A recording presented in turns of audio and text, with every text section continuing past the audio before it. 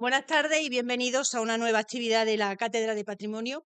Hoy concluimos esta trilogía que hemos hecho de 3 conferencias dentro de la Cátedra de Patrimonio con la celebración de este 675 aniversario de la fundación de la Madraza. Ya saben que a partir de septiembre-octubre habrá otras conferencias dedicadas también a la Madraza, pero vinculadas a otras de las cátedras que conforman el Centro de Cultura Contemporánea. Bien, en esta ocasión cerramos este ciclo con una conferencia titulada Mil y una vidas en la Madraza, poder, comercio y cultura desde la conquista hasta nuestros días.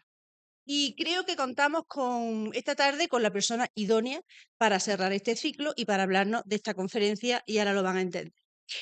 Tenemos con nosotros a Elena Diez Jorge. Ella es catedrática de Historia del Arte de la Universidad de Granada, especialista en arte mudéjar, sobre el que enfoca sus estudios principalmente desde el análisis de los procesos de multiculturalidad. Fruto de estas investigaciones son varios libros, iré jalonando algunas de sus publicaciones dentro de su línea de investigación, como El Palacio Islámico de la Alhambra, propuestas para una lectura multicultural en el año 1998, o El arte mudéjar, expresión estética de una convivencia en el año 2001.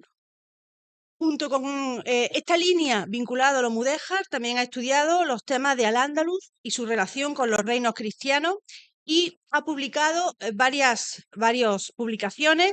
Uno de ellos es La Casa Medieval en la Península Ibérica, publicado en el año 2015, o el libro De Puertas para Adentro, La Casa de los siglos XV y XVI, en el año 2019. También ha dedicado especial esfuerzo a los temas vinculados con la historia de las mujeres, tema sobre el que ha dirigido varios proyectos de investigación, y entre sus publicaciones destacaría Mujeres y Arquitectura, cristianas y mudéjares en la construcción, del año 2011, o la monografía colectiva Arquitectura y Mujeres en la Historia, en el año 2015. Además, es miembro fundador del Instituto de la Paz y los Conflictos en la Universidad de Granada, y destacan sus publicaciones Las mujeres y la paz, Génesis y evolución, conceptualizaciones, símbolos y prácticas, en el año 2004, o también la publicación Género y Paz del 2010 y Mujeres y discursos de paz en la historia, en el año 2023. Destacan sus múltiples colaboraciones en diversos proyectos nacionales e internacionales vinculados con el patrimonio, y fue coordinadora de un proyecto europeo sobre patrimonio de las universidades europeas dentro del programa Rafael, y desde el año 2008 al año 2017 codirigió el programa de doctorado Gestión y Conservación del Patrimonio, que se impartió en La Habana, y posteriormente coordinó el posgrado en Cartagena de Indias, también sobre temas de patrimonio, hasta el año 2019. Entre otras muchas cuestiones que no voy a glosar en este momento, pero que sí creo que son importantes ya en relación con la conferencia que nos va a impartir. En primer lugar, fue directora del Secretariado de Patrimonio de la Universidad de Granada y posteriormente vicerrectora de Patrimonio, Infraestructura y Equipamiento entre el año 2004 y el año 2008. Y entre las muchísimas labores que ejecutó siendo vicerrectora, podemos destacar el comienzo de la restauración de este edificio en el que nos encontramos, Madraza, o también el impulsar el plan director del Hospital Real. Ha impartido numerosas conferencias a nivel nacional e internacional y es miembro de diversos comités y consejos asesores. Ha recibido importantes premios, entre ellos el premio Puerta Andalucía en el año 2006, o el vinculado a su labor en el Vicerrectorado de Patrimonio de la Universidad con el premio Albaicín en el año 2006. Como ven, la persona idónea para cerrar este ciclo y para hablarnos del siguiente escalón de la historia que hemos comenzado hace 3 semanas sobre este edificio. Muchísimas gracias.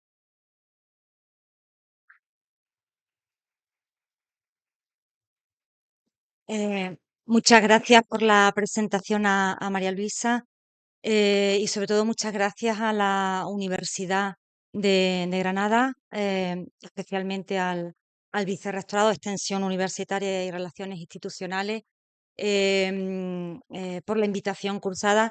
Me hace muy feliz, como decía María Luisa, especialmente feliz estar hoy aquí para hablar de esto. Espero ser capaz de poder transmitirles pues experiencias, la pasión vivida con este edificio en un momento determinado, y entenderán quizás al final pues la emoción que me puede producir un día como hoy estar hablando aquí de todo el inicio de esa intervención que se llevó a cabo hace tiempo y poder ver la madraza hoy como la vemos.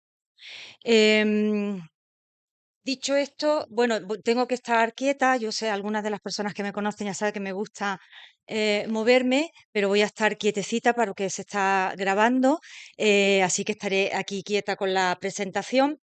Em, y lo primero que quería comentarles es el título puesto a la conferencia, que, bueno, en cierta manera probablemente les recordará a las mil y una noches, que ahí pongo pues uno de los textos del manuscrito, que se ha datado en torno al siglo XIV, que se utilizó, bueno, pues uno de los que dio más fama a la obra de las mil y una noches, ¿no? Y decía que utilizaba un poco esa metáfora de las mil y una noches, que son pequeños microrrelatos. Pues en ese sentido, a mí me recuerda toda la historia que ha vivido este edificio, a esos pequeños microrrelatos, como vamos a ir viendo. Y como ya han podido ver a lo largo de este ciclo de conferencias sobre la madraza y los diferentes momentos históricos y las diferentes vidas y funciones que ha tenido. Y es quizás uno de los elementos principales de este edificio, la historicidad que ha tenido, cómo se ha mantenido, y sobre todo, permítanme, y lo he puesto entre comillas, la capacidad de reinventarse. Lógicamente el edificio no lo va a hacer por sí mismo, sino la capacidad que ha tenido la especie humana en ocasiones de abandonarlo, ¿eh? Pero rápidamente también en ocasiones de darle un nuevo uso, de darle una nueva utilidad, de intentar que no se perdiera esta belleza. Y ello nos lleva a un edificio realmente complejo, a un espacio que nos cuenta mucho de la historia de esta ciudad, también un poco de la historia de la universidad, pero sobre todo de la historia de esta ciudad y de la historia de diversas épocas. En ese sentido, para intentar trasladarnos a ese momento, y puesto que han tenido ya dos conferencias anteriores que han tratado sobre, fundamentalmente sobre la época nazarí, que fue la de José Miguel Puerta Vilches y posteriormente la de Vilar Sar y la de Luca Matei, pues les traía estas imágenes que se pueden, lógicamente, transformar en sonido, como se está escuchando, con ese romance versionado. He cogido la versión de Paniagua, pero también está la de Jordi Sabal y tantas otras, ¿no? Yo he cogido las dos que más me llenan, ¿no? Que más me trasladan a ese momento. Y si lo tienen en mente y lo recuerdan, pues ahí se canta como el rey Muley Hacén recibe unas noticias de que Alhama había sido tomada. Estamos hablando en torno a 1482. Él estaba yendo, paseándose por la ciudad desde la Puerta Elvira hasta la Plaza Virrambla. Vamos a hacer ese pequeño viaje en el tiempo. Y cuando se entera de esas noticias, pues muy cerquita de por aquí, de la calle Zacatín, descabalga de una mula y en un caballo cabalga corriendo hacia la Alhambra. Se avecinaban cambios, venían cambios importantes, cambios para un poder político que había estado y para una sociedad y para un momento y para unas vivencias de muchos siglos y que ahora quedaban, en cierta manera, empezaban a quedar truncadas.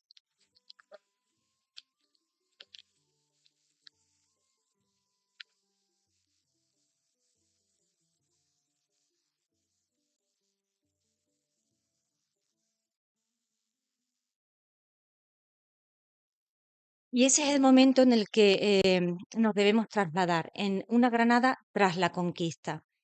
Esta ciudad, en ese momento, lo que está viviendo es una confluencia de culturas.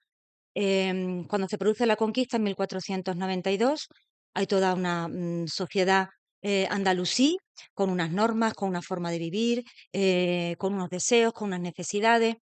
eh, y mm, Llega otro poder político con algunas normas parecidas, pero con otras diferentes, con otros deseos también, con otras necesidades, y se produce, a mí no me gusta hablar del choque de culturas, sino de una confluencia. Lógicamente, como toda confluencia, puede haber momentos de mayor dificultad, que los hubo, y también pudo haber momentos de cercamiento o de intentos de poder echar adelante, de poder convivir de una u otra manera. Y eso es a lo que en cierta manera también me refería cuando hablaba de complejidad.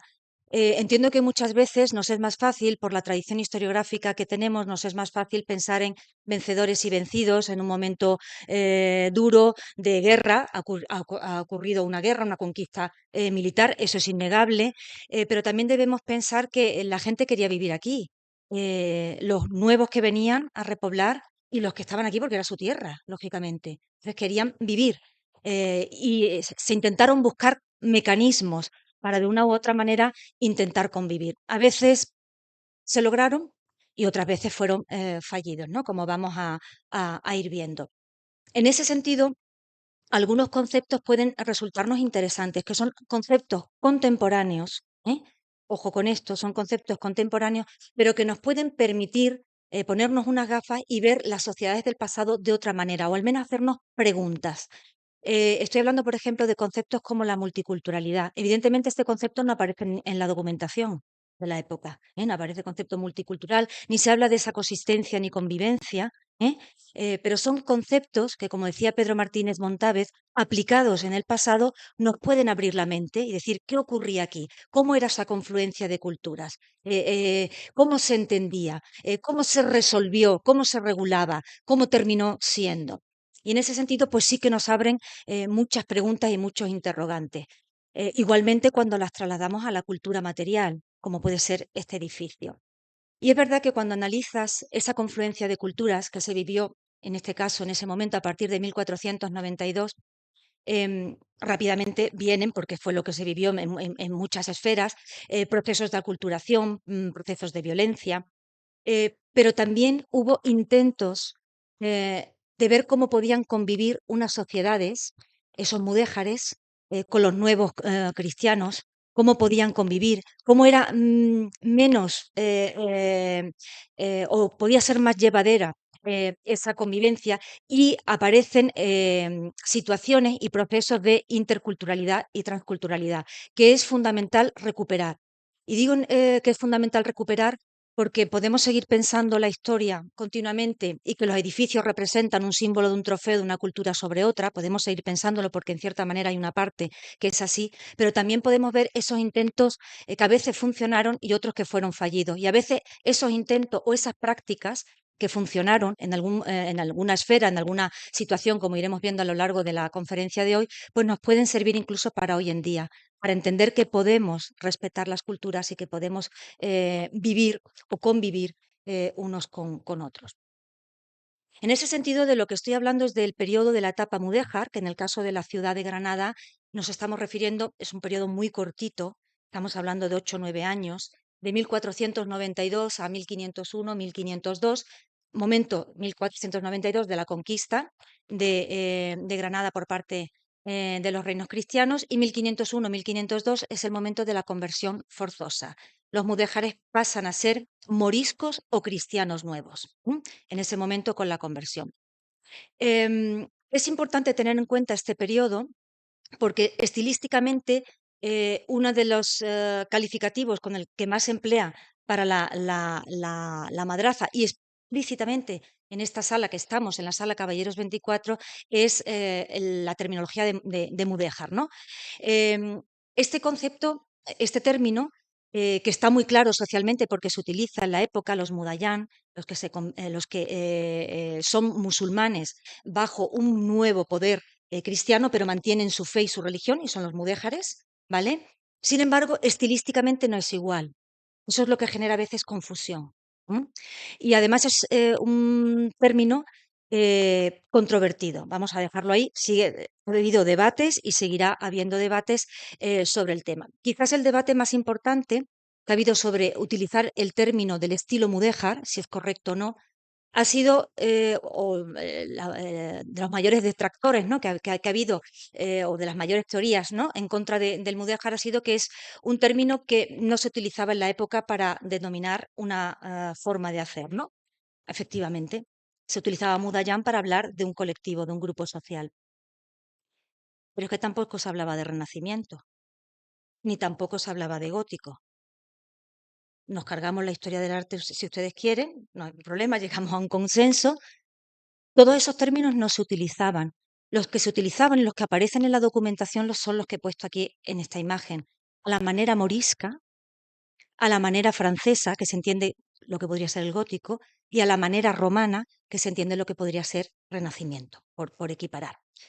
¿Qué es lo que hemos hecho en la historia y qué es lo que hacemos académicamente? Necesitamos categorías, necesitamos conceptos, a partir de los cuales organizar el conocimiento, pero sabiendo que son términos o conceptos que lo hacemos para eso mismo, para organizar el conocimiento, que muchas veces no encajan con la cultura material que nos encontramos y que hay que ser flexibles o incluso en ocasiones utilizamos mayormente, y es lo que más se utiliza en los últimos años, la cronología para intentar afinar de una manera más precisa. Pero ahí están y lo seguimos utilizando esa terminología. Y en ese sentido, el concepto de mudéjar como estilo con el que se define una parte de este edificio es un concepto que efectivamente no está en la época, me estoy refiriendo al siglo fundamentalmente XVI, no está en la época para referirse a una manera de hacer porque se utiliza a la morisca, ¿vale?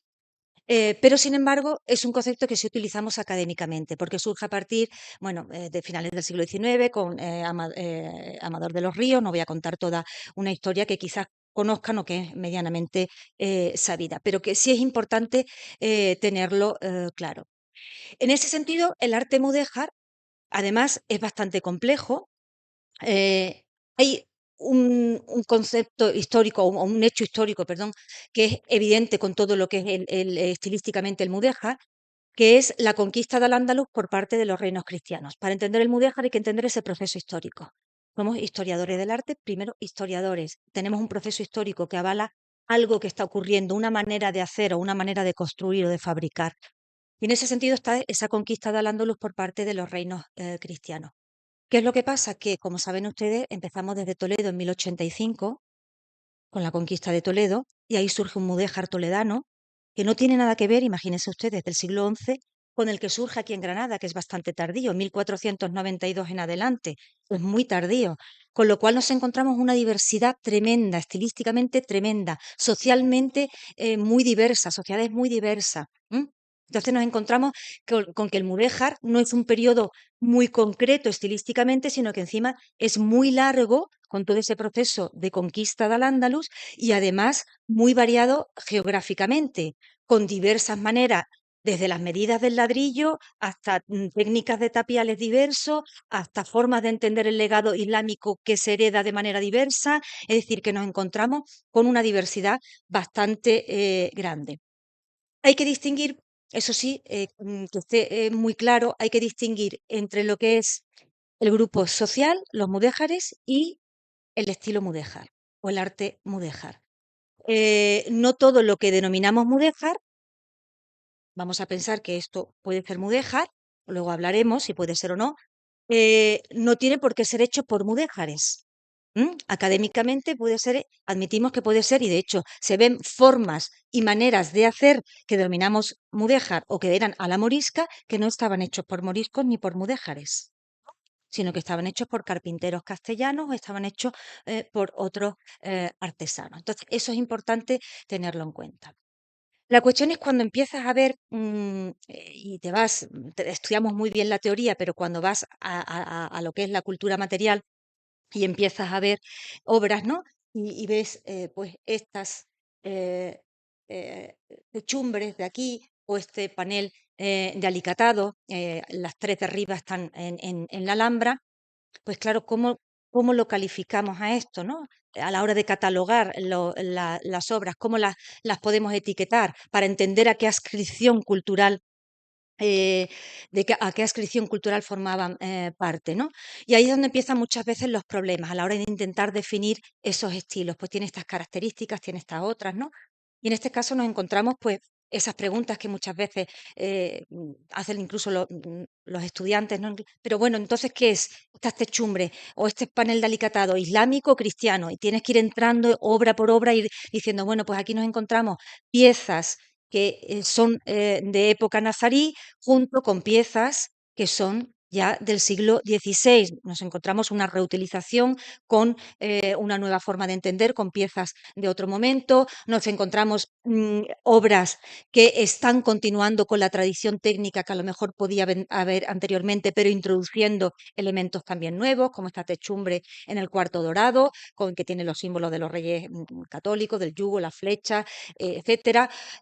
Obras que dice, bueno, ¿quién copia a quién, no? En estos alminares, bueno, el de la Masura en Tremecén o el de la Torre de San Martín en Teruel, ¿quién copia a quién con unos campanarios y unos alminares y toda esa cerámica arquitectónica, ¿no?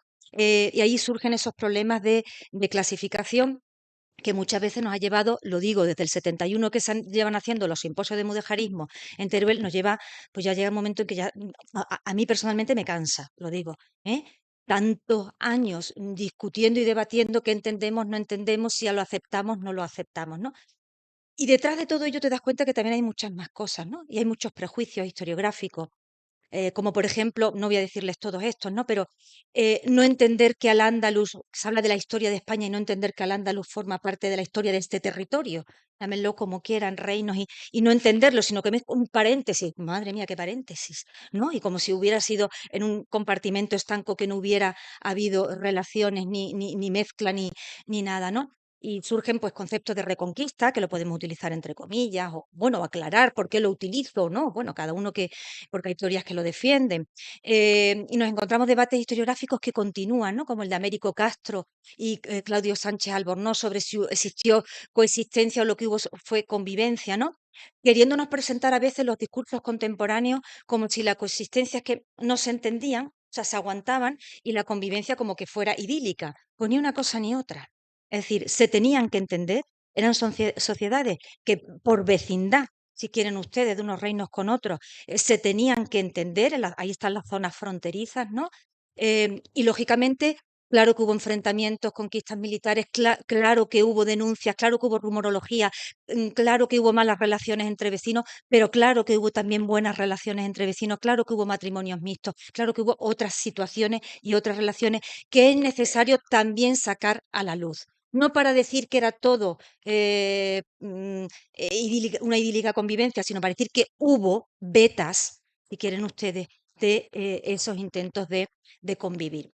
Pero es verdad que muchas veces terminamos al final viendo como dos civilizaciones antagonistas, como dos culturas, dos bloques monolíticos, Oriente-Occidente, Islam, los reinos de Al-Ándalus y los reinos cristianos, y terminamos incluso intentando buscar en esa cultura material elementos totalmente para diferenciar unos y otros. Y a veces no es posible. No es posible porque, insisto, en que hubo una realidad muy compleja. Y a partir de ahí se ha ido construyendo una memoria en la que en torno a ese mudéjar y a esas relaciones entre Al-Ándalus y los reinos cristianos, no voy a negar que ocurre todo lo de que tienen ustedes a la izquierda. Aljamas como núcleos apartados dentro de las murallas de la ciudad, claro que los hubo. Y momentos de, entre comillas, de guetos, ¿no? Y de pogrom, claro que los hubo. ¿Eh? Destrucción de mezquitas y alminares para levantar, lo hubo. Imágenes religiosas como imposición, también. Mantenimiento de edificios como trofeos, pues claro. Pero junto a todo eso, que no lo estoy negando en ningún momento, también hubo transgresión de normas de separación de aljama y otros espacios. Transgredían esas normas, ¿eh? De que no se podían mezclar unos con otros, las transgredían. Mantenimiento y reutilización de mezquitas y almenares, claro que los hubo, hay muchísimos ejemplos. Selección de fórmulas que acercaban las diferencias culturales, muchísimos. Y yo, ahí el que más me gusta y está bien estudiado, y ya, bueno, sobre el tema ya publiqué, pero hay un libro que yo no me canso de partir de una figura, ¿no? Que es la de la Virgen, ¿no? Bueno, la Virgen no, de la Inmaculada, bueno, sí, la Virgen de María, em, cómo se pone en muchas imágenes de ella, aparte también de Santiago Matamoros, evidentemente, como una imagen cercana a musulmanes, porque fue muy adorada en la época de Al-Ándalus, como estudiara bien Miquel Balfa, Jesús entre cristianos y musulmanes. Fue una persona, un personaje muy venerado en el mundo como la madre de un profeta. Y en Al-Ándalus fue muy venerada. Entonces se buscaron a veces fórmulas más cercanas, poner fórmulas más cercanas, sin obviar, como decía, el Santiago Matamoros, ¿no? Mantenimiento de edificios como trofeos. Evidentemente, si quieren, podemos hablar de la Alhambra, podemos hablar, si quieren, de esto, podemos hablar, pero también admiración por esa obra. Porque si no se admira, por mucho trofeo que haya, por mucho trofeo que se quiera plantear, si no se admira esa obra, no se mantiene tal y como estaba hecho, que es como decía, por ejemplo, el conde de Tendilla arriba en la Alhambra, tal y como estaba hecho, mantener la obra tal como estaba, ¿no? Porque hay una admiración, además, como está bien constatado en mucha documentación, por esas obras a la morisca. En ese sentido, las lecturas sobre el mudéjar podríamos entenderla como consecuencia de diversas condiciones de la convivencia, que fue diverso lo que se vivió en Granada o como se vivió en otros contextos, a la necesidad de recuperar no solo los procesos de aculturación que hubo, sino también las esferas de interculturalidad y transculturalidad que hubo, y las diversas motivaciones que pudo provocar esa manera de hacer, esa manera de mezclar elementos de unas y otras culturas, que pueden ir desde una resistencia, una tradición constructiva, la creación de una estética común. Hay multitud de elementos según qué edificio o de qué obra estemos hablando. Pero estamos hablando hoy aquí de la madraza. Como ustedes han podido escuchar en el ciclo, en este ciclo que se ha organizado acertadamente por la Universidad de Granada, pues ha hablado de su origen y uso nazarí, 1349, de ahí los 675 aniversarios que se está celebrando, y tiene un origen y un uso durante toda la época nazarí hasta 1492. 1492, a mí siempre me ha llamado la atención que en los viajeros, como Jerónimo Manser, que son los más detallistas, ¿no? Podríamos decir, o Antoine Lalaine, eh, no se mencione ni se describa este edificio, con lo que tenía que suponer y lo que era, ¿no? Pero permanece este edificio y permanece con nuevos usos y con nuevas transformaciones. Esas nuevas transformaciones se producen a partir del 20 de septiembre de 1500, momento en que se da una real cédula una carta de merced a la ciudad de Granada por parte de los reyes católicos, diciéndoles que pueden, cómo tienen que hacer ese ayuntamiento, con qué, cómo va a estar configurado y estas casas del cabildo, las casas del cabildo que pueden utilizar. Y ahora nos podríamos preguntar, muy bien, estás hablando de 1500, ¿qué pasa entre 1492 y 1500 con la madraza? Parece, y yo quiero que esta palabra se la graben ustedes, parece. En el mundo académico manejamos y hablamos de hipótesis en muchas ocasiones, con documentos, con cultura material, y a partir de esa cultura material interpretamos, o a partir de los documentos interpretamos. Pero la verdad absoluta, como tal, eh, mm, estamos haciendo continuas relecturas, por eso está viva la historia, por eso está viva la arqueología, por eso está viva la historia del arte, ¿no? Estamos haciendo continuas revisiones y siempre pueden aparecer cosas nuevas, ¿no? Pero parece que continuó su uso como madrasa hasta 1499, momento en que se produce la rebelión de los mudéjares, ¿eh? Y es el momento en el que ya se está proyectando el nuevo uso que se le va a dar. Es decir, que ya tienen que acabar esos centros de enseñanza y demás, y entre ellos la madrasa. Que la madrasa se utilizara en ese periodo mudéjar, en estos años mudéjares, a mí no me extraña. No me extraña. ¿Por qué? Porque hubo otras madrasas mudéjares, porque era normal en otros contextos y en otros territorios. ¿Por qué no lo iba a haber aquí? Por ejemplo, está la madrasa de Zaragoza en 1447. Hay también noticias de madrasas de mudéjares en Valencia, en Castilla. Es verdad que se sabe muy poco de la enseñanza de mudéjares y también de moriscos posteriormente. Se sabe muy poco, pero se sabe que había. ¿eh? Y en ese sentido, ¿por qué no que la madrasa de Granada continuara así hasta 1499? De hecho, en las diferentes capitulaciones que se iban haciendo conforme la conquista iba avanzando, era una de las cuestiones que estaba garantizada en esas capitulaciones, mantener religión, cultura y legislación, y entre ellas entraba el hecho de ese aprendizaje que se producía en estos centros de enseñanza superior. Eso no quita que tengamos datos y referencias que nos estén hablando y nos estén diciendo que había cosas que se iban perdiendo y puede que se fueran perdiendo ese centro de enseñanza superior, ¿no? Porque, por ejemplo, el árabe se fue perdiendo poco a poco. Algunos lo mantuvieron, pero no al nivel como había tenido en la época andalusí, lógicamente, y de hecho he constatado de que personas de Valencia venían a estudiar el árabe a la madrasa de Granada, porque en otras zonas se estaba perdiendo. Entonces, como decía, todo ese mundo está todavía por seguir investigando y trabajando de esas madrasas durante la época de moriscos, mudéjares y moriscos.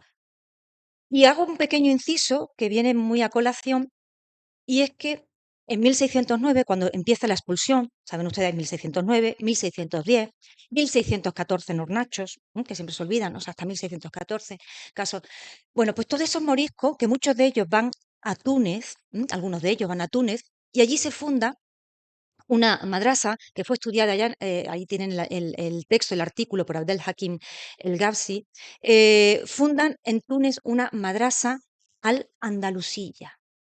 Cogen el término como recordando su tierra, porque era su tierra, donde habían sido expulsados de su tierra, y se funda en 1625, y entre sus fundadores se sabe que había un morisco de Granada. ¿M?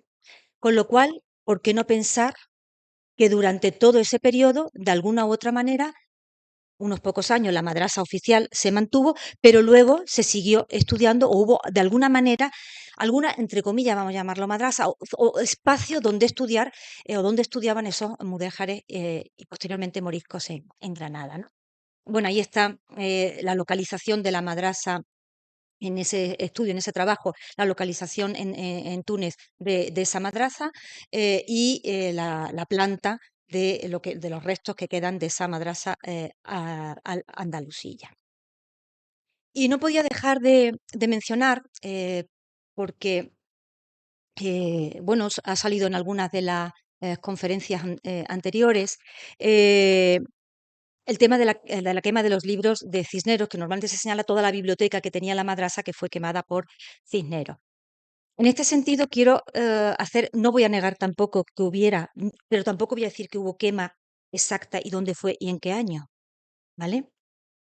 Insisto en la prudencia y en la objetividad histórica y en el tener varias hipótesis y no cerrarnos unas a otras. Quema de libros por Cisneros. Hay un texto que les recomiendo, se puede localizar, está en red, que es el de Nicasio Salvador Miguel, que es catedrático de la Universidad Complutense, si no recuerdo mal. Se titula Cisneros y la quema de los libros islámicos. Es un texto bastante amplio, más de 40 páginas, escrito en el 2016, donde repasa toda la literatura y crónica coetáneas de esa época, españolas y árabes. ¿Vale? No encontró referencias al suceso de la quema de los libros en la plaza de Virrambla hasta que el biógrafo Juan Vallejo escribe esa biografía entre 1530 y 1547. Es el biógrafo el que habla que fue Cisneros el que hizo la quema de los libros, pero no hay documentación anterior que hasta la fecha confirme que fue Cisneros. Tampoco de exactamente dónde se produjo y cuántos libros se quemaron, ¿vale? Nicasio Salvador, este autor, llega a la conclusión que ha sido aceptada por otros, como por ejemplo Luis Bernabé, que es catedrático de árabe de la Universidad de Alicante, de que Vallejo se lo adjudicó a Cisneros para engrandecer su labor evangelizadora.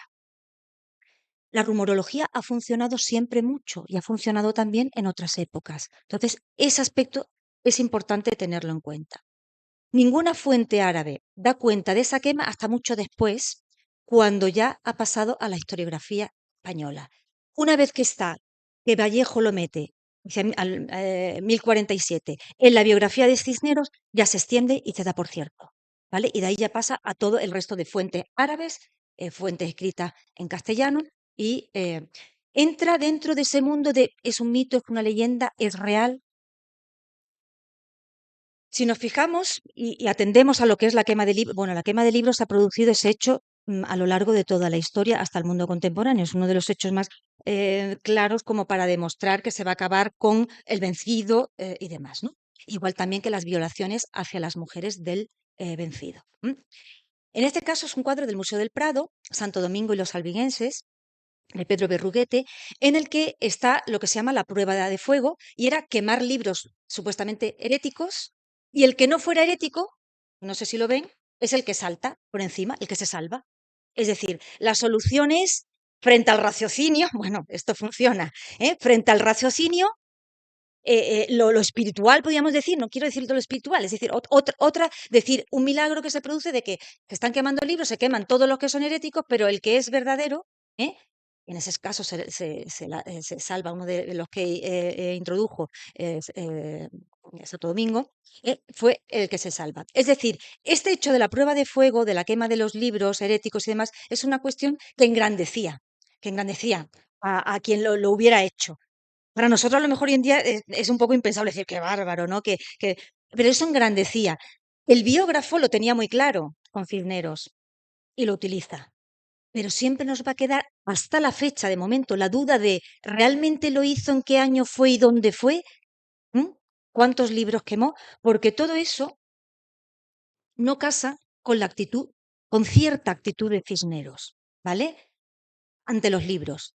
El hecho de defender y de montar la biblioteca alcalaín, bueno, de Alcalá, la defensa que hizo y la promoción para la impresión de la Biblia políglota, la traducción de muchos ejemplares, la salvaguarda de libros que hizo. Determinadas cuestiones no casan con esa quema de 3.000 volúmenes, ¿vale? No estoy negando que lo hiciera, pero hay cosas.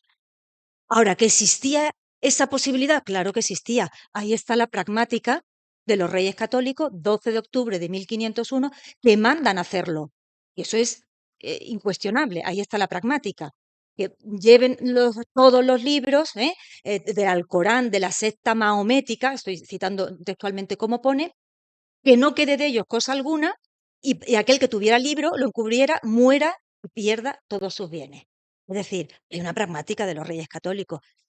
Se llevó a cabo, ahí lo he puesto, el cumplimiento de las pragmáticas no siempre se llevan a cabo. Que no se junten hombres y mujeres en los baños públicos aquí en Granada, siglo XVI, se juntaban, se volvía a repetir, que no se junten, que no se junten, que no se juntaban. Entonces, que no vayan las mujeres con la almalafa, tampoco las cristianas viejas que dan mal ejemplo. Ahí que venga, que me gusta a mí la almalafa y me pongo la almalafa. Que no vayan las mujeres tapadas con un solo ojo, las tapadas con un solo ojo, como se llamaban a finales del siglo XVI, y las pragmáticas de Felipe II. Ahí van las mujeres con su ojo tapado y un solo ojo que parecía que era más sensual o que no. Y aparecen las mujeres con un solo ojo, con una capa negra y solo se veía un solo ojo, ¿no? Es decir, pragmáticas que se hacían y que no se cumplían. Pero aquí está esta pragmática con esta medida dura de quemar todos los libros. ¿La hizo Cisneros? ¿No la hizo Cisneros? ¿La hizo otro personaje? ¿La hizo otra persona? ¿Que se quemó? ¿Que no se quemó? ¿Mm?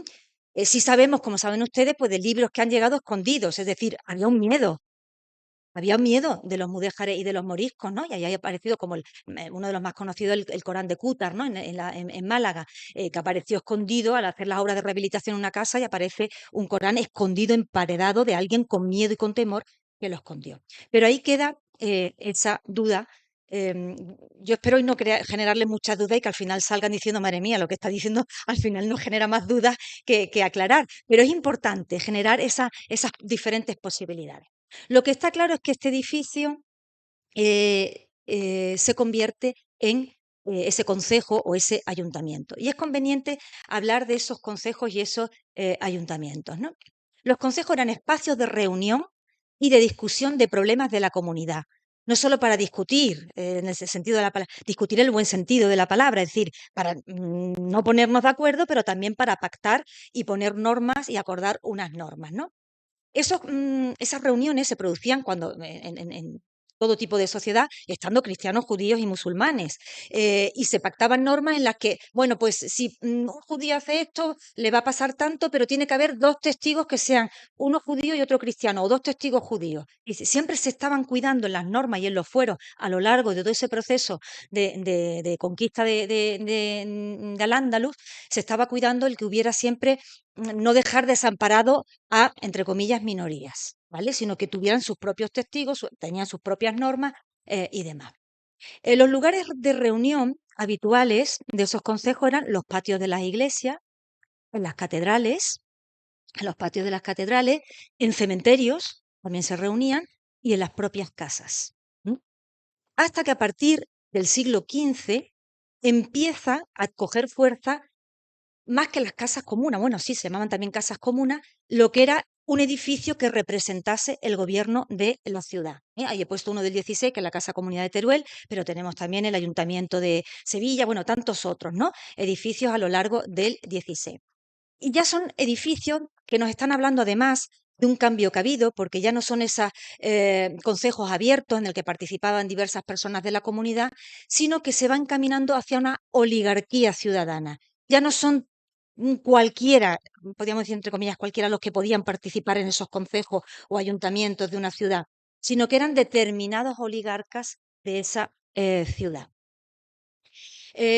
A pesar de que se defendía de que hubiera edificios propios como este, donde se juntara, donde se ayuntaran, ¿no? Donde se produjera ese ayuntamiento de personas para las normas de la ciudad, no extrañan normas como esta dada por doña Juana y por Carlos I de España y V de Alemania en 1518 para Jaén, en la que están diciéndole a uno de los, bueno, al corregidor, le están diciendo, se están juntando en su casa cuando hay un edificio para que se junte, no, no, o sea, no lo hagan, no se junten ustedes en la casa del corregidor o en casa privada. ¿Por qué?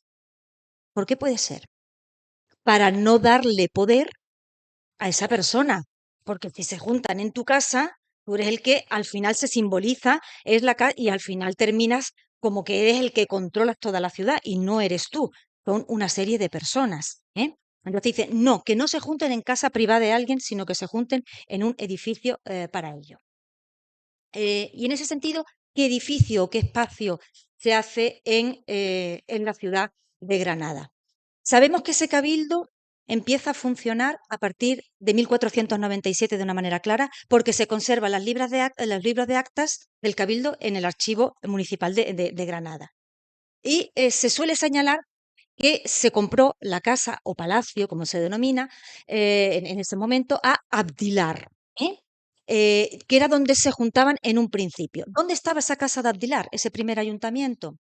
Se ha asociado con el solar que ocupa lo que se llamó luego la Casa de los Miradores, estamos en la Plaza Birrambla, donde estoy señalando, la Casa de los Miradores, que luego reformó Diego de Siloé en el siglo XVI, que ardió en un incendio, bueno, esa casa. Pero esto no está tampoco ni documentado, ni se sabe que realmente la casa de Abdilar fuera esa casa de los miradores. O sea, esto es otra cuestión, pues que habrá que esperar a que salgan datos o simplemente dejarlo un poquito en cuarentena. Sabemos que se reunían en esa casa, pero sabemos también que se reunían mucho en la casa del corregidor, Andrés Calderón, que era un personaje que tuvo que tener, uy, que esto se está grabando, a ver cómo lo digo. Bueno, que tuvo presencia, vamos a dejarlo así. Eh, Corregidor entre 1492 y 1500. ¿Sabemos su casa? Más o menos sí. La zona de la calle de la cárcel, se habla de su casa, porque luego la mantiene durante todo el 16, se conoce como la casa de Andrés Calderón, y cercano, un poquito más, bueno, cercano a lo que era la portada de San Jerónimo. ¿Vale? Entonces, es la zona de la cárcel, pues bueno, está en la catedral, en la plataforma de Vico, y por esta zona estaba la casa ay, perdón, la calle de la Cárcel, ¿vale? Portada de San Jerónimo, hasta en la catedral, la plataforma, y por esta zona estaría la casa de Andrés Calderón, ¿vale? Em, Ahí se reunirían, si efectivamente Miradores estaba por aquí, la casa de Abdilar, el Palacio de Abdilar, pues podrían también reunirse aquí otras veces, ¿eh? Y también en la iglesia de Santa María Lao, ¿no? Que sería luego bueno, donde está la catedral. Y aquí tenemos la madraza, ¿m? Donde sería el espacio de la madraza. Es decir, zonas muy cercanas a ese espacio neurálgico donde se reunirían y donde aparece en las actas que se reunían, pues nos reunimos en casa del corregidor, el ayuntamiento se hizo en casa del corregidor Andrés Calderón. A partir de 1499, ya con la revuelta de los mudéjares, ya se decide que esta madrasa está claro que no va a funcionar como tal, y empieza a idearse la posibilidad de que haya un ayuntamiento con un edificio propio. Se hace la organización por parte con esa cédula que comentaba antes por parte de los Reyes Católicos en 1500. Se señala que haya 24 regidores que van a cobrar 3.000 maravedíes cada año. Esos 24 regidores. Bueno, en un principio hay que decir que ese ayuntamiento, gobierno de la ciudad, era formado principalmente una buena parte por mudéjares, de la oligarquía, de la sociedad mudéjar, pero por mudéjares, con algunos de los nuevos repobladores, podríamos decir, de los nuevos castellanos que vinieron a Granada. Yo he puesto ahí para que tengan una referencia, 3.000 maravedíes un año es mucho, es poco. Pues miren ustedes, he cogido más o menos de protocolos notariales dos documentos.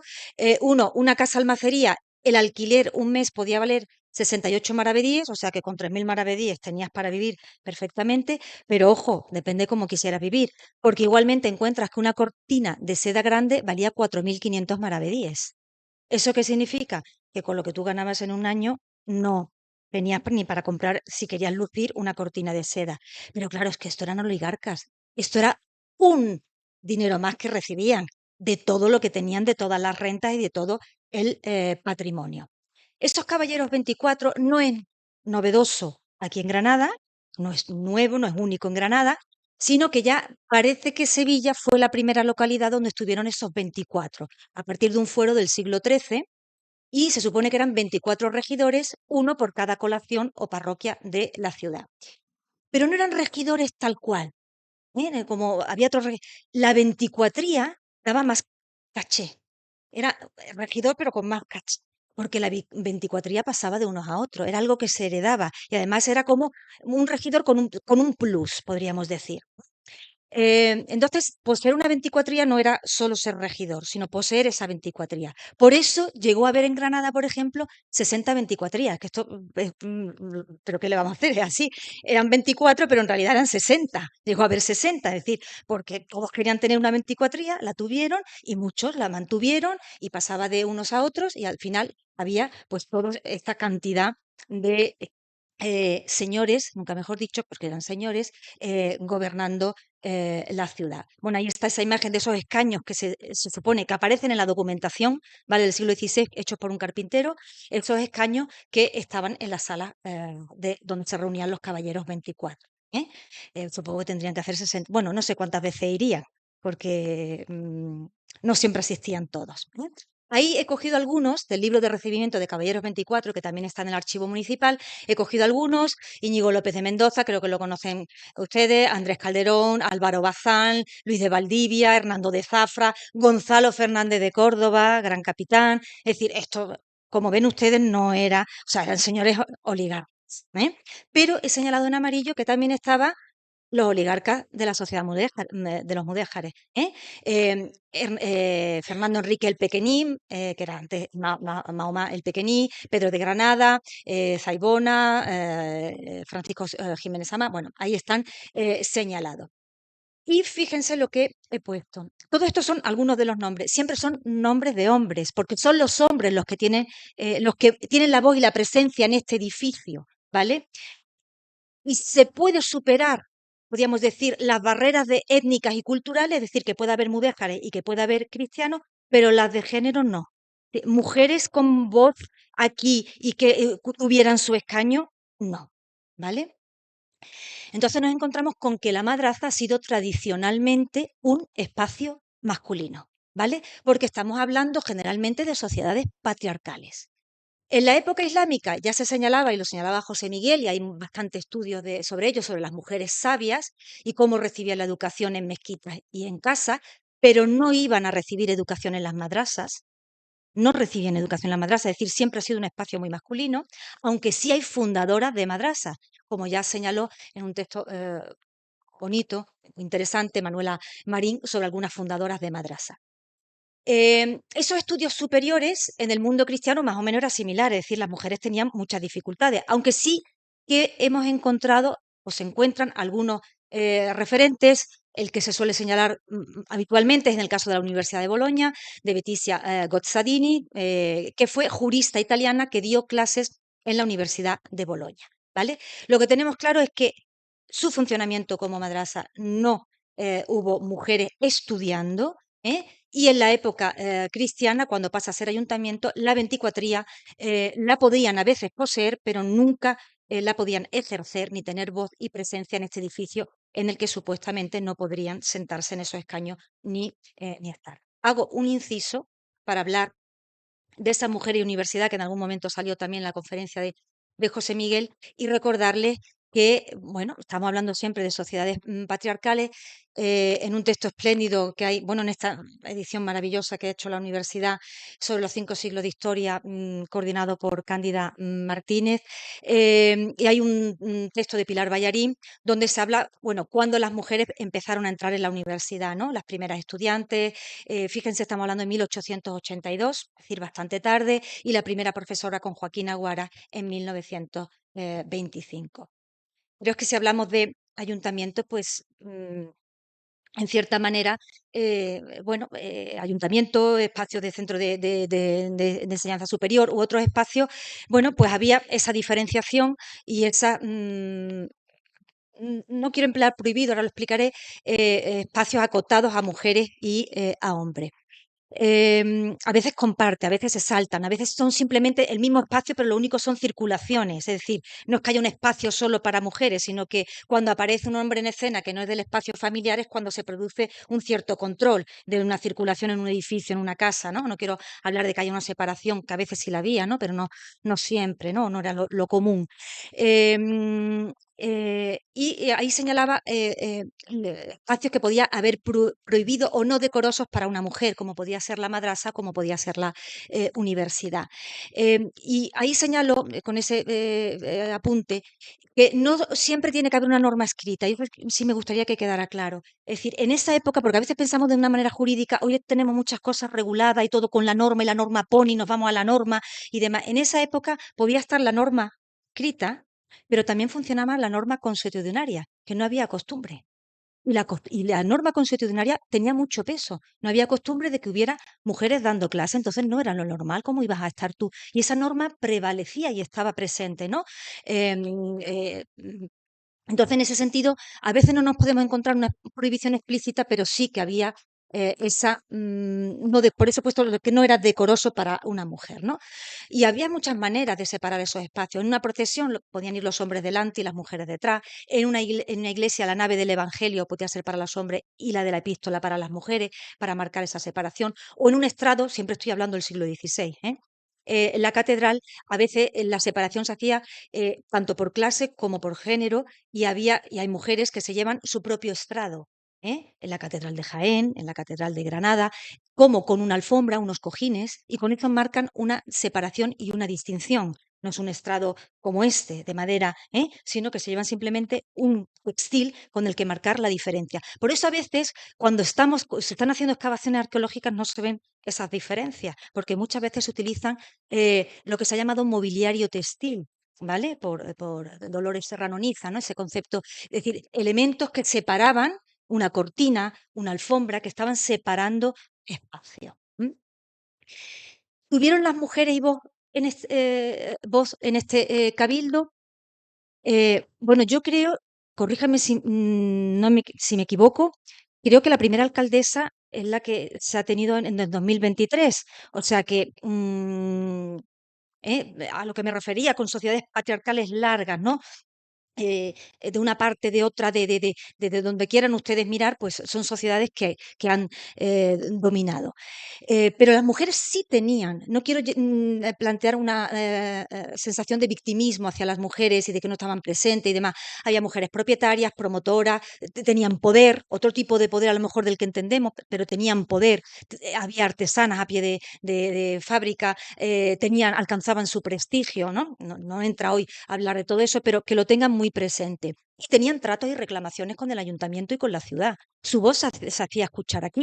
Y en las sesiones del Cabildo, en esas sesiones en las que están todos los hombres reunidos, en los Caballeros 24, aparecen las voces de las mujeres, ¿eh? O aparecen los tratos con las mujeres, ¿no? Y he ido señalando desde el primer momento por un inmueble que se le había expropiado a Leonor, a una nueva convertida, una cristiana nueva, para las casas del Cabildo, hasta otras que he ido ahí señalando, Angelina de la Plata, Juan Hernández la Guantera, hasta voces como la de doña María Manrique, mujer del gran capitán, que hace una petición y se lleva la petición al cabildo y se estudia en el cabildo y se ve que no sabe si tienen o no potestad para hacerlo, pero se estudian esas peticiones, es decir, las mujeres piden y hacen y su voz que se escuche en ese cabildo.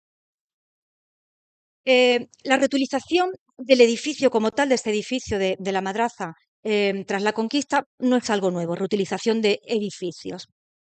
Precisamente por esa reutilización de la Alhambra, por esa reutilización de la madraza, por esa reutilización de tantos otros edificios, se han conservado hasta hoy en día. Los reyes católicos dan unas casas bueno, señalan que estas, la antigua madrasa, van a ser las casas del cabildo y que necesitan ampliarse y dan unas casas que había junto a la madraza, así aparece en la documentación de 1500, que eran del infante don Fernando. El infante don Fernando es el hijo de Muley Hacén y Soraya, Isabel de Solís, posteriormente, ¿vale?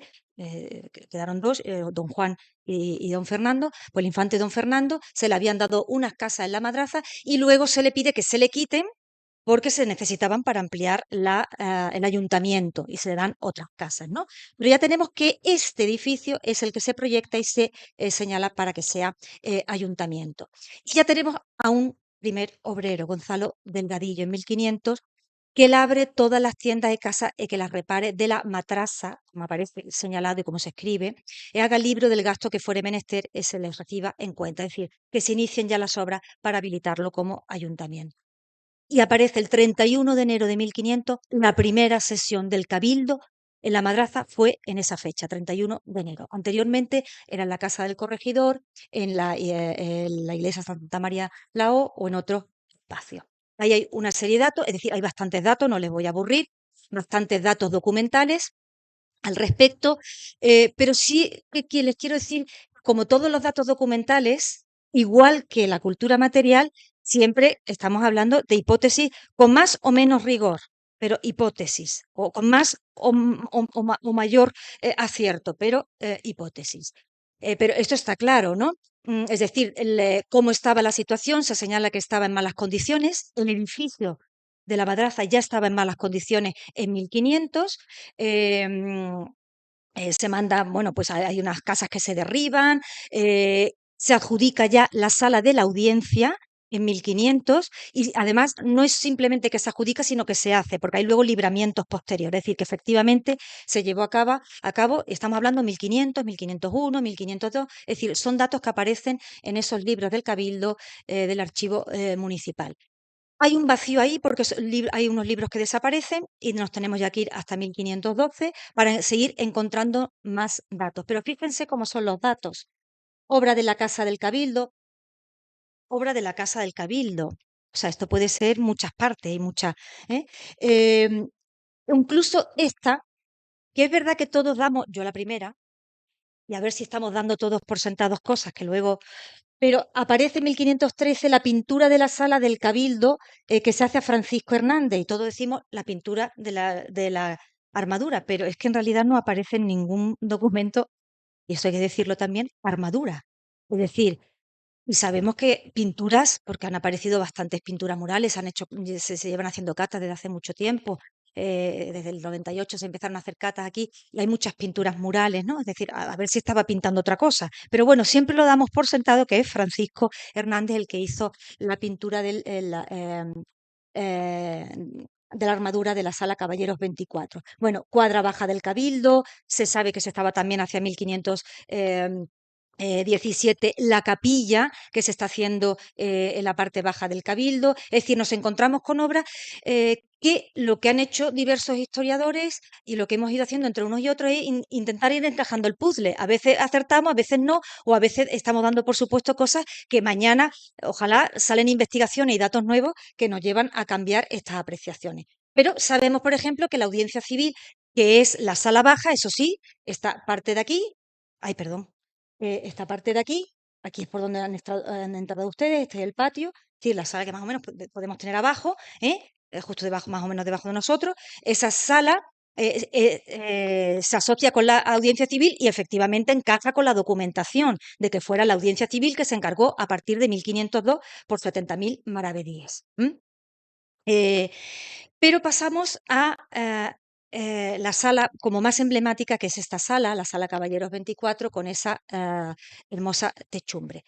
Quiero señalarles que hay otras teorías que realmente a lo mejor no están muy apoyadas o no han tenido mucha eco y no están, pero al menos que las conozcan, que lo sepan. El texto también se puede consultar y es fácilmente consultable, que es este texto de antropometría, en el que se hace un estudio en el que a partir de las medidas pues se señala por parte de los autores que esta cubierta no encaja con las medidas antropométricas que pueden tener otras cubiertas nazaríes, ¿vale? Y se señala, y esa es la teoría, que pudiera ser una techumbre nazarí que estuviera en la sala, lo que era la antigua aula de la madraza nazarí, y que estuviera ahí y que en el 18 se traslada a esta sala que está encima de la audiencia civil. Para explicarnos, esta es la planta que hiciera Luca Matei.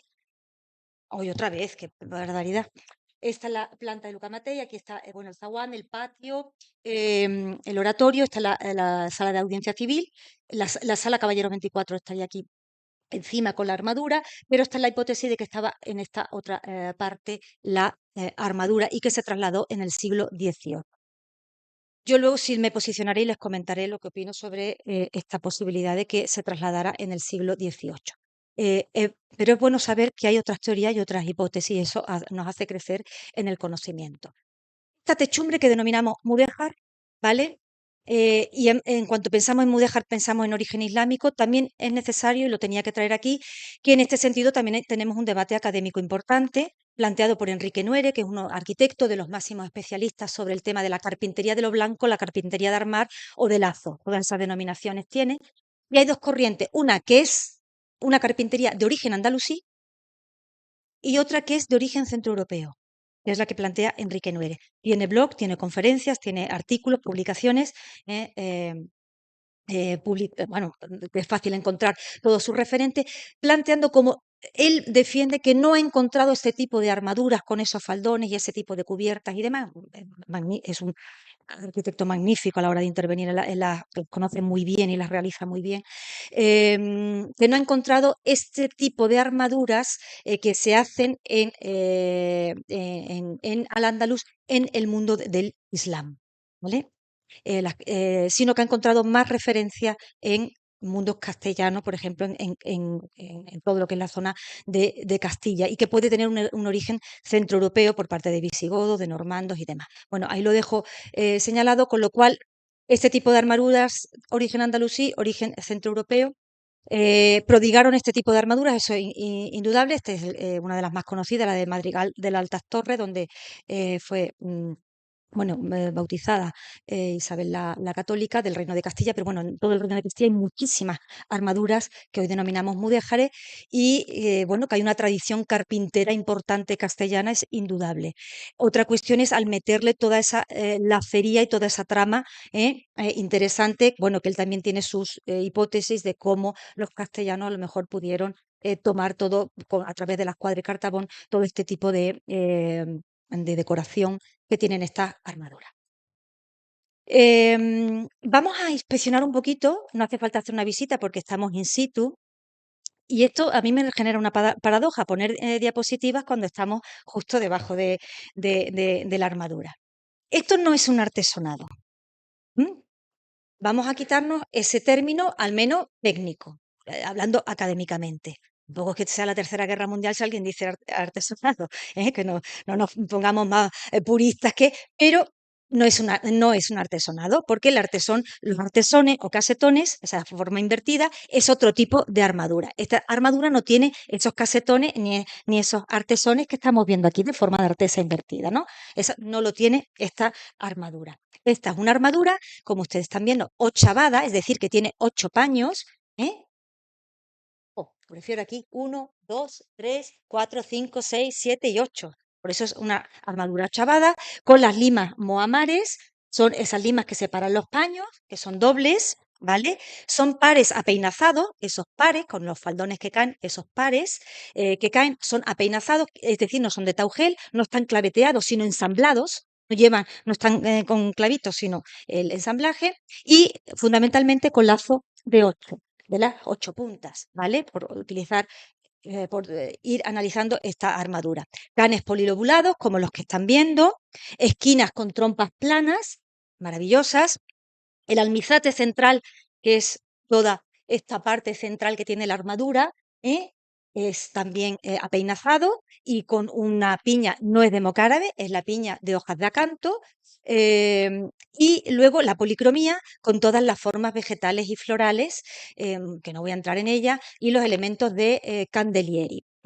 Es decir, elementos vegetales con esas formas de esas vasijas, esos candelabros, esa forma de candelabro que coge esa denominación y que se ha atribuido a Hernández, al pintor Francisco Hernández, pero insisto que lo que señala es pintura de la sala en el Cabildo, ¿vale? Con una policromía riquísima que no nos podemos detener: águilas, cuernos de la abundancia, perfiles de cabeza humanas, masculinas y femeninas, seres fantásticos, ¿no?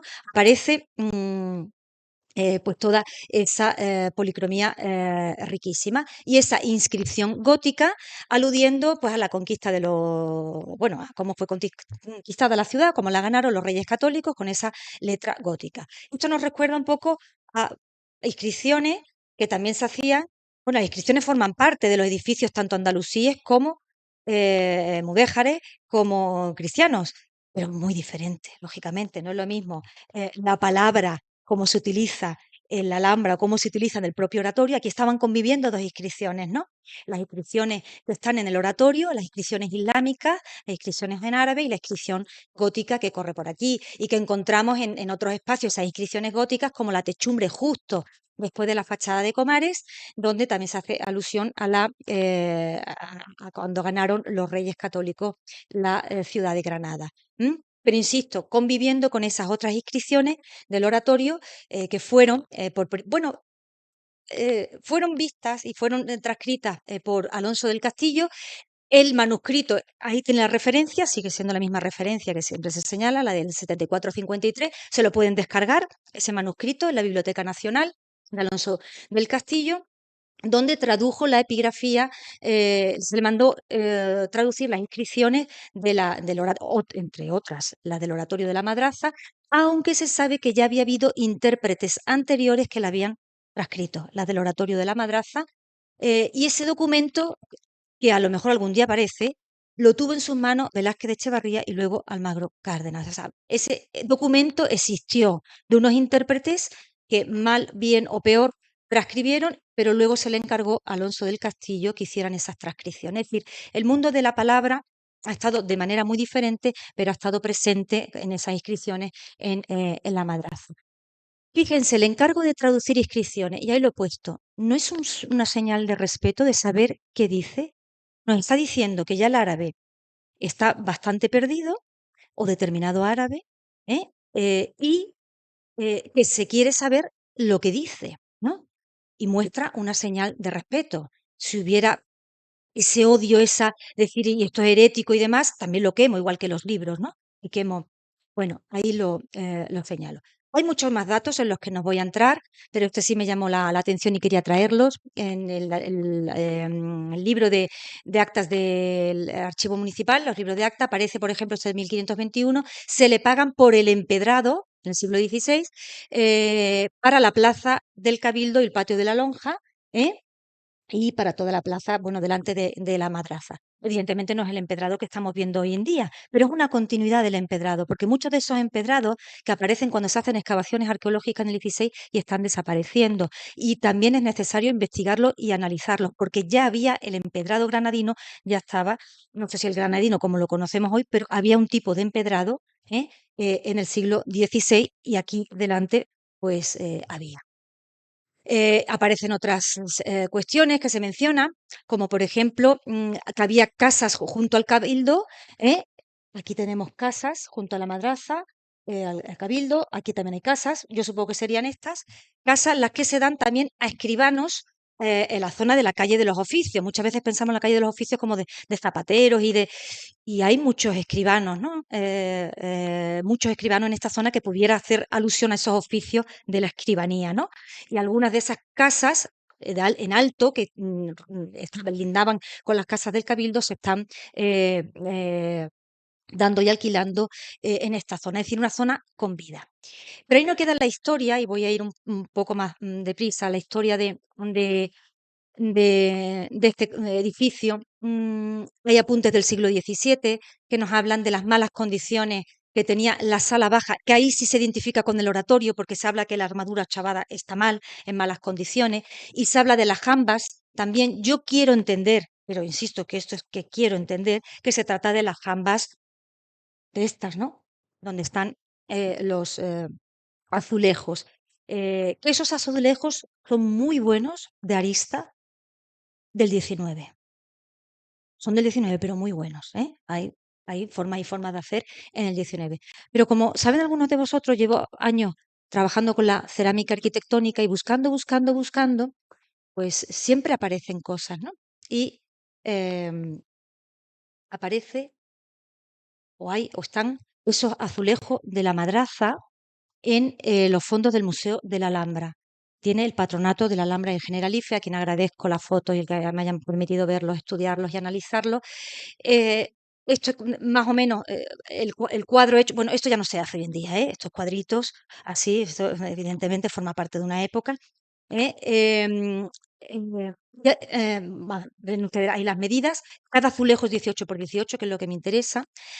Son azulejos, lo están viendo por la parte posterior, están en el área de reserva del Museo de la Alhambra y están utilizados, han sido utilizados, han sido arrancados de algún sitio, que lo ven muy claramente por la parte posterior, lógicamente. Y estos azulejos que son de arista magníficos, de 24 puntas, ruedas de 24 puntas, aparece en la documentación que fueron comprados a un señor por parte de la Alhambra y procedían y fueron por alguna razón, arrancados, quitados de la madraza. O sea que estos podían ser, y están datados del siglo en torno a 1500, 1600, podrían ser a lo mejor los azulejos originales, o bueno, originales de la época mudéjar cristiana, como quieran ustedes llamarle, que tuvo la madraza. Hay más, porque estos mismos también se le compraron a ese señor y también son azulejos muy curiosos de la madraza. Con lo cual, lo que vemos hoy en día son del 19, pero tenía ya antes azulejos, ¿vale? En el 16 y probablemente tendría antes en época nazarí y además por el que lo fundó, que fue Yusuf, ¿no? También del 17, las puertas maravillosas que están abajo de lo que era el oratorio, que en principio, cuando esto sí me tocó a mí, estas puertas, en cuanto siendo vicerrectora, y en cuanto me dijeron que estaban estas puertas y que si las queríamos, porque había una persona que estaba interesada en comprarlas, no sé si era verdad o no, pero yo piqué y dije, no, no, antes de que la compre otro, esto tiene que ser para la universidad. Teníamos dudas de si era o no de la capilla, luego una historiadora magnífica, Nieves Jiménez Díaz, demostró que efectivamente eran las puertas que tenía el oratorio, y el oratorio ya hemos visto que ya se señala que era capilla, ¿vale? En la documentación, con lo cual estas puertas estuvieron en algún momento en la capilla del oratorio de la madraza y en otro momento parece que estuvieron en otra época en la parte superior.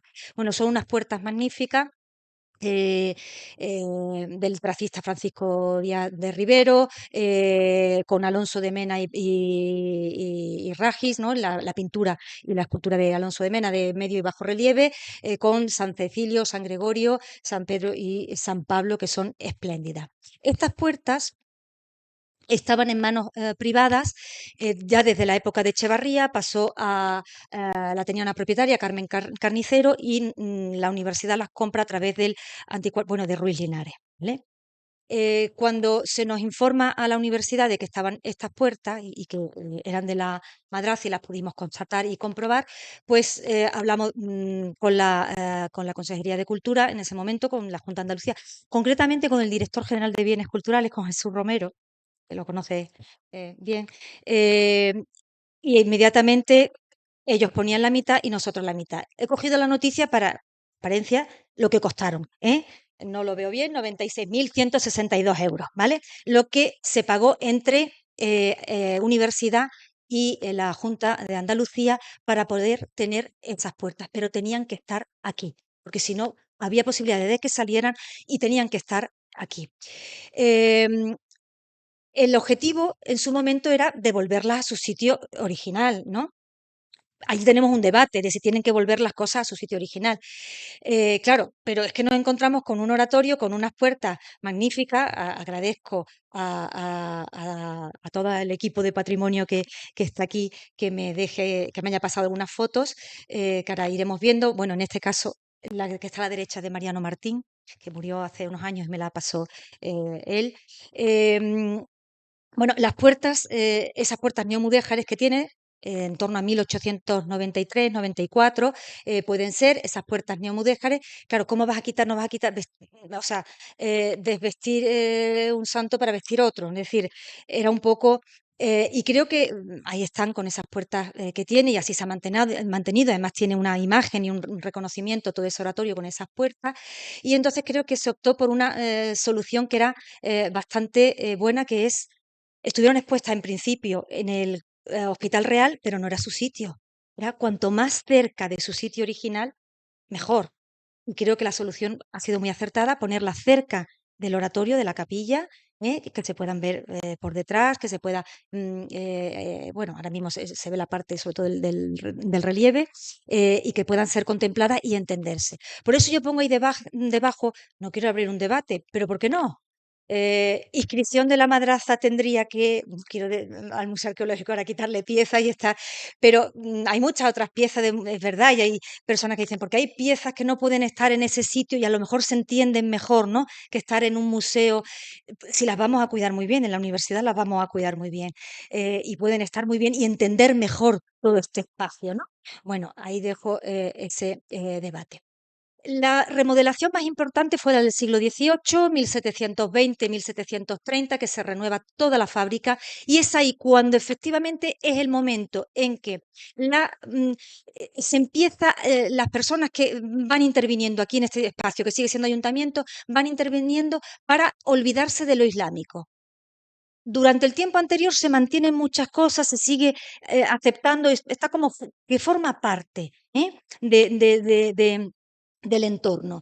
Pero a partir de 1720 y 1730 hay un cambio importante, cambio de nuevos gustos, yeserías barrocas, bóveda, la escalera amplia, la fachada, borrar las huellas islámicas, ¿no? Se tapan armaduras de las iglesias con bóvedas pintadas, techumbres que tenían las iglesias, Santa Ana y otras, se empiezan a tapar con bóvedas. Por eso a mí me extraña que en el 18 se pudiera hacer el traslado de una armadura que estuviera en una sala de caballeros, bueno, esta armadura, que estuviera en otra sala, el 18 a traerla aquí.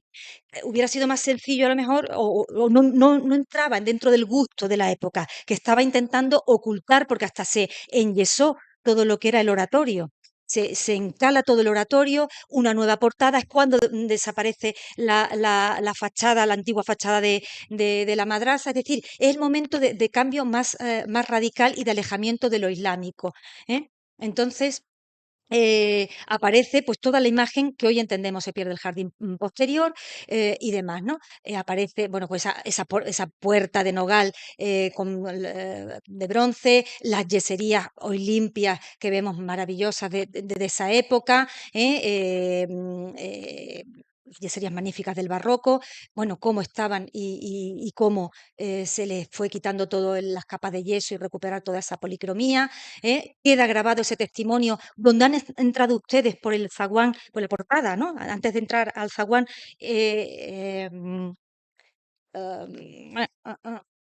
aquí es donde está esa inscripción que recuerda toda esa gran reforma que se hace en el 18 y llega esta fachada que yo no me canso de mirar y me produce tanta emoción verla y es que ha recuperado tanto, es de tal dignidad esta fachada que es maravillosa, que se hace en esta época y que era necesario recuperar, ¿no? Es una fachada muy moderna para la época, modernísima para la época. Se nota que querían dar un cambio radical y un lenguaje nuevo y un nuevo estilo y unas nuevas formas con esa pintura, con estos primeros estípites que aparecen en la arquitectura granadina, ese jaspeado blanco sobre fondo negro que es maravilloso, los escudos, la yesería, es es, forma parte ya esta fachada, esta forma de ver la fachada de la madraza de la ciudad, hasta tal punto, permítame un punto frívolo, que firmas de ropa y demás, pues lo tienen claro y no solo van a hacerse las fotos a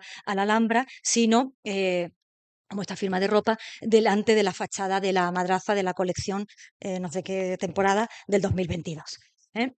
Eh, y en el 19 hemos pasado todo ese poder municipal y llegamos al momento en el que se transforma, bueno, lo coge un propietario. Con muy buena fama dentro del mundo académico, para Gómez Moreno, para Valladar, con muy buena fama, de hombre inteligente, de buen gusto, de amor al arte, que era Echevarría, un industrial dedicado sobre todo a los tejidos, que es el que coge este edificio porque ya se ha trasladado el ayuntamiento al exconvento del y lo coge y pasa a manos privadas. Y aquí se hacen obras y es cuando aparecen en el 93 los restos del oratorio bajo las capas de yeso que se habían hecho, aparece Mariano Contreras, Emilio Hernández, a hacer intervenciones como se hacían en la época. Pero eso no podemos juzgar, ahora es muy fácil decir, oh, lo que hizo, es muy fácil, pues como se hacía en la época, pero que han permitido su conservación, ¿no? Es verdad que hay intervenciones, por ejemplo, la techumbre ochavada del oratorio, no era con este cupulín, ni con estaría pues como serían, como un almenzate plano, ¿no? Como aparece en esta recreación, bueno, en este trabajo, perdón, no recreación, en este trabajo de Íñigo Almela, publicado por Íñigo Almela y hecho junto con Antonio Almagro, de la madraza de Ibn Yusuf, como sería plano, ¿no? De ahí pasamos a la última, que lo voy a sintetizar, que es la que me produce lógicamente más emoción, que es cuando bueno, pasó nuevamente a manos municipales, en el 42 Instituto de los Reyes Católicos, en el 43 al 76 aproximadamente, entre el CSIC y la universidad, hasta que, bueno, definitivamente de la universidad, les tengo que decir que la regularización fue muy reciente, estando yo de vicerrectora, o sea, estamos hablando en torno, yo no recuerdo el año, pero sería 2003, 2004, 2005, 2006, 2007, no recuerdo. Se hizo una regularización porque todavía estaba puesto a nombre del CSIC, pero como se hacían las cosas en la época, la universidad ya lo llevaba utilizando, pero no estaba regularizado todo el tema jurídico y de igual modo que la Casa del Chapí aparecía a nombre de la universidad. Como la universidad no iba a quedarse con la Casa del Chapí, ¿eh? Ni el CSI se iba a quedar con las madrazas, pues se regularizan las cosas y no hay problema entre instituciones, se entienden bien. Em, y ahí hay una cuestión, y pasa a la universidad, y hay una cuestión que también ha salido en estos días y que sale de manera recurrente, y bueno, voy a decir mi opinión, no es una opinión, lógicamente. Eh, los dos centros, la madrasa y la Universidad de Granada, ¿son centros de estudios superiores? Sí, común. Entonces, en ese sentido se ha querido ver veces una continuidad entre uno y otro. Pero son cosas, a mi modo de ver, diferentes, ¿vale? Hablo de la universidad que se crea en 1531 con la bula papal. Antes había centros de estudios superiores, ¿vale? En la Granada cristiana. Pero estoy hablando de la bula papal. Son dos cuestiones diferentes. Ya fue estudiado por George Makdisi en este texto, Madrasa and University in the Middle Ages, que en los años 70, en el que estableció cómo son instituciones que responden a sociedades diferentes, a momentos culturales diferentes, que pueden tener elementos en común en el sentido de ser centros de enseñanza superiores, sí, pero que son muy diferentes. Para hacer un paralelismo y un parangón, decir, es como una continuidad, ¿no? Entonces, con eso a lo mejor hay que ser con cierta prudencia. En las madrasas, estas son las dos diferencias, pero hay muchas más que señala este autor en este texto, las madrasas entre sí son independientes, en una ciudad puede haber muchas madrasas, y son independientes. Una ciudad suele haber una universidad en esa época. Hoy en día sabemos que hay universidades que tienen dos, hay ciudades que tienen dos universidades, pero bueno, lo normal es una, y un organismo que las coordinaba todas. Es decir, la organización ya es muy diferente, el sentido es muy diferente, los patrocinios son muy diferentes e incluso las certificaciones son diferentes, ¿vale? Con lo cual se establece una diferenciación entre esos, son estudios superiores, pero diferentes instituciones y sociedades diferentes. Si me permiten, quiero hacer un parangón. Sé que no tiene nada que ver, pero es verdad que muchas veces se compara también, por ejemplo, y hay diferencia, las termas romanas con el Hamán. Claro que son espacios de agua, arquitecturas del agua, arquitecturas pero son diferentes, y responden a necesidades y sociedades diferentes. Y por eso hemos cambiado y ya no decimos frigidarium, tepidarium cuando hablamos del Hamán islámico, sino al Bait al-Sahun, al Bait al-Bastani, porque se ajusta más a lo que se quiere decir, porque el frigidarium tiene otro sentido en la terma romana frente a la sala fría en el Hamán, ¿no? Y tiene entonces, esos matices son importantes como historiadores que somos, ¿no? Entonces, creo que es importante hacer esos matices.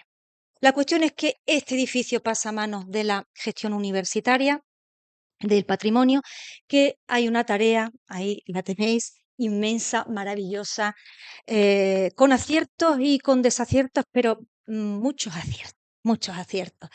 Porque no lo tiene fácil la universidad, tiene una diversidad estilística tremenda, ¿no? Y he puesto los histórico-artísticos, pero luego tengo todos los contemporáneos que también tienen su valor histórico-artístico, lógicamente, ¿no? Tanto para servicios centrales como para docencia. Hay una diversidad espléndida, con detalles espléndidos en cada edificio. En las rejerías hay que cuidarlas, en el Palacio de las Columnas, esos capiteles, esas techumbres. Bueno, da igual el edificio que cojamos, que tiene una cantidad de elementos que requieren del cuidado y que cae en manos de la universidad. Y cuando digo que cae en manos, es que muchas veces cae en manos y económicamente también, o sea, en los recursos propios de la universidad. Y hay que estar pidiendo ayudas y demás para hacerlo. ¿Cuáles son los principales retos que tiene la universidad y que ha tenido la universidad con este edificio? En primer lugar, el desconocimiento del valor histórico-artístico. Esto puede parecer no solo de cara a la ciudadanía, sino a la propia comunidad universitaria. Yo entiendo que cuando uno hace un contrato y firma un contrato y voy a ser profesor de la Facultad de Derecho, pues lo que está pensando es cómo voy a dar mis clases bien. ¿M? Y no está pensando que estoy en un edificio histórico y yo quiero dar la clase bien. Y si hay que poner canaletas, quiero que se pongan canaletas para que el ordenador llegue bien. Pero claro, estás en un edificio histórico. A veces ese equilibrio y esa comunión es un poquito complicada. Cada vez menos complicada porque la difusión que se hace es tan buena en los últimos años, es tan buena lo que se ha hecho y lo que se sigue haciendo, que permite que la propia comunidad universitaria respete esos espacios. Pero hay que armonizar la conservación con el uso docente e investigador. Yo creo que ustedes están más cómodos en esos sillones que no en los escaños que he señalado antes lógicamente, ¿no? Pues todo eso hay que irlo adaptando y no pensar en recreaciones o hacer espacios como pudiera estar en un momento determinado, ¿no? Es verdad que se han hecho muchos proyectos generalmente de intervenciones parciales, porque a veces no se puede hacer de otra manera, porque no puedes cerrar toda una facultad, porque no tienes el dinero, ¿no? Entonces tienes que y eso a veces puede ir en perjuicio. El beneficio que ha tenido la madraza es que prácticamente el proyecto de intervención fue casi como un plan director completo. Eh, Parte de otros beneficios que ha tenido que luego comentaré, ¿no? Y en ese juego anda la universidad de conservar y rehabilitar y recuperar el patrimonio, porque hace una labor fundamental para esta ciudad. Yo de lo que puedo hablar, no puedo hablar, le correspondería a otras personas, es del periodo en el que estuve en ese vicerrectorado que ha comentado María Luisa, ¿eh? Y que aquí, en el caso de la madraza, pues acometimos cubiertas, se hicieron estudios, se acometió la fachada, intervención arqueológica, redacción, permiso y arranque del proyecto de intervención. Y como historiadora del arte, él tenía claro que tenía que ser un equipo multidisciplinar, con arquitecto a la cabeza, en ese caso fue Pedro Salmerón, con restauradoras. Bueno, desde el primer momento Ana García Bueno ahí estuvo presente, ayudando cuando estaba el oratorio que se caía. Beatriz Martín, Julia Ramos, arqueólogo, cayó en manos de la universidad, dirigido por Malpica, pero estaba Luca Matei y otros que participaron. Historiador del arte, José Manuel Gómez Calera, tanto que investigó y ha hecho por este edificio, Policarpo, todo un equipo para trabajar en la intervención, ¿no? Y luego, cuando yo me fui, ¿qué es lo que le ha salvado a esta madraza? A ver cómo lo digo, es la continuidad. Es la continuidad que hemos tenido y la lealtad institucional de unos equipos con otros, de continuar con este proyecto. Porque yo podía haber dicho, deprisa, hacerlo deprisa, porque antes de que se vaya el rector, la foto, esto hay que hacerlo y hay que... A veces las cosas políticas funcionan así. No, había que dejar el proyecto hecho y lo mejor posible porque sabíamos que el equipo siguiente y el equipo siguiente sabía que el otro y el que venga sabe que el otro, vamos a mantenerlo. Y esa lealtad institucional no es fácil encontrarla. Y esa continuidad es la que ha permitido que esto esté aquí. Que me ponen los pelos de punta porque eso no es habitual. Y eso es muy hermoso, vivirlo y ver que no, que un proyecto por el que has dado tanto, perdonar, me emociono, mm, porque no fue fácil, estoy diciendo las grandezas, pero no los sufrimientos que hubo internamente. Cándida lo sabe porque en ese momento era consejera y rogándole dinero para que las cubiertas se caían. Era doloroso ver esto, ver cuando llegabas y veías la madraza que se caía, cómo estaba la fachada, cómo está ahora, cómo se recuperó.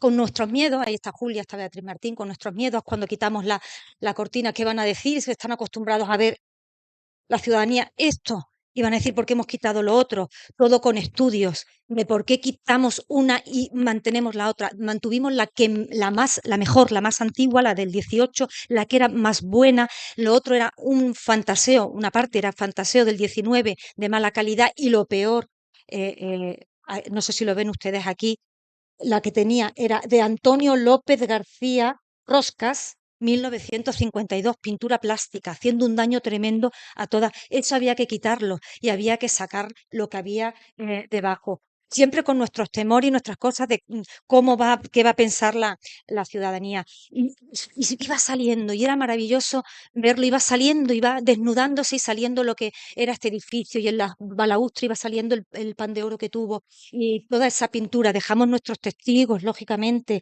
la zona de la calle de Estribo, los testigos de lo que había antes, todo bien documentado, donde no había, bueno, aquí se recuperó todo lo que había y aquí el regatino, con la técnica del regatino. Es decir, se hizo un trabajo inmenso, excavaciones arqueológicas, hasta donde la Delegación de Cultura dejó, porque por Antonio Malpica hubiera quería hacerlo todo, y más, y hasta donde la Delegación de Cultura tenía, y decía, hasta aquí se puede llegar, pues excavaciones arqueológicas que se hicieron y que ha permitido avanzar el conocimiento. Ese oratorio que comentaban antes, y que lo vivió también Ana García Bueno, que está aquí, que no sé si lo ven, esto se caía. Y hubo que ponerle, permítame la expresión para entendernos, tiritas. Y era, se te venía el alma a los pies decir, se nos cae, ¿no? Y cómo estaban todas esas yeserías y hubo que hacer ese mantenimiento de urgencia, decir cómo estaban, ¿no? O cómo estaban las cubiertas en las que intervino. Empezamos la casa por el tejado, por las cubiertas. A rehabilitar, que intervino ahí Pedro con toda la labor que hizo, que estaban podridas y se venía abajo. Todo eso con ayuda en ese momento de la Consejería de Educación, para recuperar todas las cubiertas. Bueno, y esto, aquí estabas tú, Concha, porque lo recuerdo. Todo esto estaba, no sé si lo ven ustedes aquí, con esas telas que bueno, eran de la época de Gallego y Burín, más o menos. ¿eh? Había que quitar las telas. Y cuando empezamos a quitar las telas para ver lo que había debajo, ¿sabéis? Las dos, creo yo. No sé, Concha, sí recuerdo. Quitamos las telas, un trocito de goma espuma con una cantidad de huevecitos y de bichitos que aquello era, y dijimos, fuera todo, porque esto, y techumbre, que todo esto fuera, ¿no? Y encontrar que, además, para entender esa arquitectura, vamos a llamarla mudéjar, si quieren ustedes, como había que hacerlo de esa manera, ¿no? E ir recuperando catas que ya se llevaban haciendo desde la universidad desde 1998 y que continuábamos para ir descubriendo, ¿no? Esta zona del zaguán, ¿no? Que había pintura, no solo en las paredes, en las techumbres, que había, bueno, pues tantas cosas que hacer, ¿no?